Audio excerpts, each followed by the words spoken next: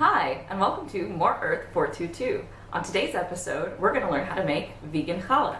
So, whether you're Jewish or not Jewish, traditionally challah is made with eggs, but this challah is going to be made with water, and it's inspired by the blog The Spruce.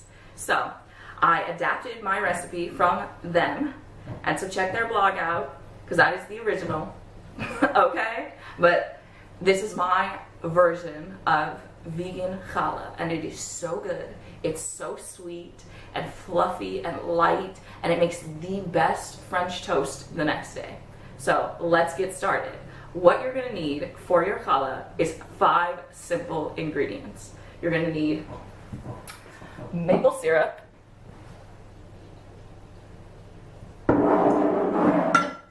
yeast,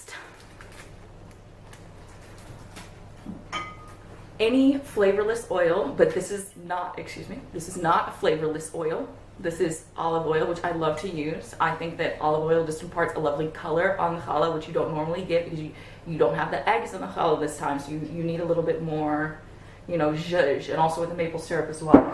And then salt, of course, because, we got to bring out the flavors. And then we have almond milk. This is their original, The Spruce's Glaze. I use their glaze. It's so good. Use their glaze. And then, last but not least, flour. And this bowl is white, so I don't know if you see it, but it's flour. Flour. Yes. Okay. So, how are we going to make this? Let's see. Okay. Okay. So, to begin, we have 3/4 of a cup of water. So not 1 cup, but 3/4 cup, 75% of a cup, 3 of these cups. All right. And then we're going to take 3 tablespoons of maple syrup and add it to our water, our warm water. It's actually warm from the tap. So that's 1.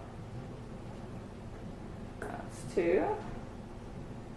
And yes, just enough for 3. And then 3. And then we're going to stir it up. And the water is going to be dark because it's maple syrup. And then you're going to sprinkle in your yeast mixture. And let it bloom for 5 minutes. And then when you come back in 5 minutes from now, it will look all foamy and beautiful and nice and well for 5 minutes.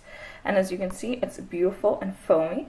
And then to this, we're going to go ahead and add our olive oil. It's going to be 1/8 of a cup of olive oil. And then we're going to transfer this whole mix into this bowl. So let's get to work.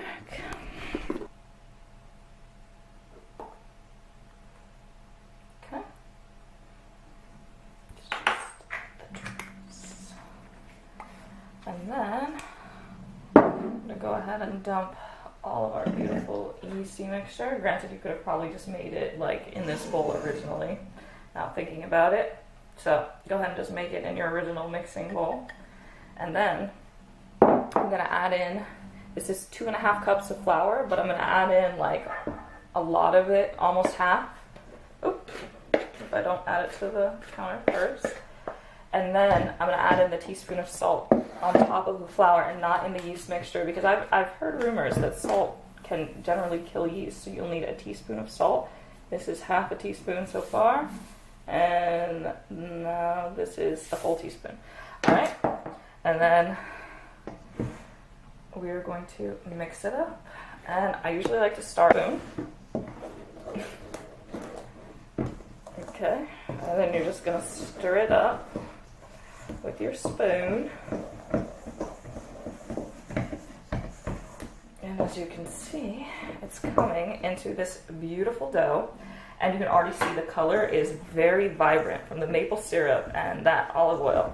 It makes a beautiful, beautiful color. Okay, and we're going to dump it out, and then we're going to knead it out for the next few minutes. This dough is nice and dry. If yours is less dry, you probably need to put it on a floured surface. That is the recommended For this, I added in too much of my flour at once, I think. So, or well, not too much, but I added all of the flour in at once. And so, yes, the dough is very shaggy, very tight, as is recommended in the blog for it to be shaggy, but yeah. Okay, and now we gotta get this going. Okay, and then this is the work dough with the half a cup of flour worked in. Okay. All right, but as you can see, it's beautiful, it's soft, it's very soft. It's like a baby's bottom. And I'm gonna put it into a greased bowl. So back into its original bowl, and I never clean the bowls, it's fine. Like, I promise. I've heard everybody say to clean them before, but I've never really noticed a difference, whether it was a clean bowl or... Alright, so now we're back after 2 hours to unveil our rising dough. And as you can see, the dough has more than doubled in size. It's huge, it's wonderful. And now we're going to push it down, flatten all of our work.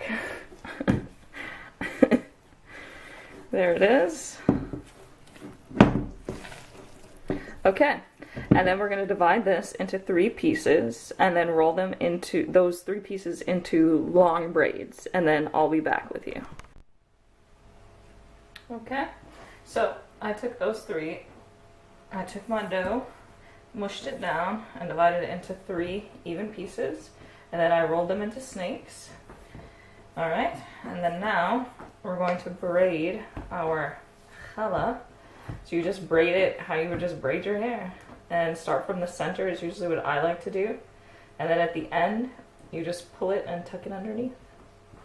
And then you lift it up, flip it, and repeat, braiding like you're braiding your own hair. Okay.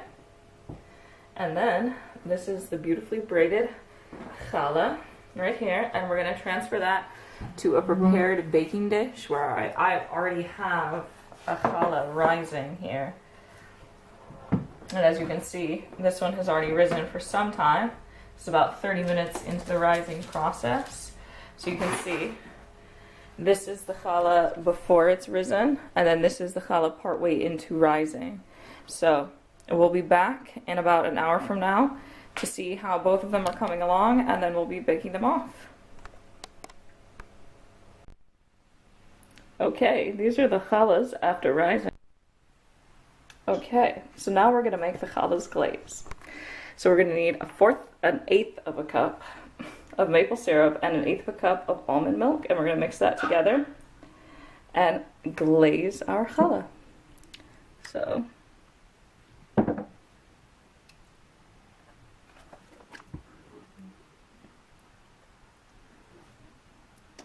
okay.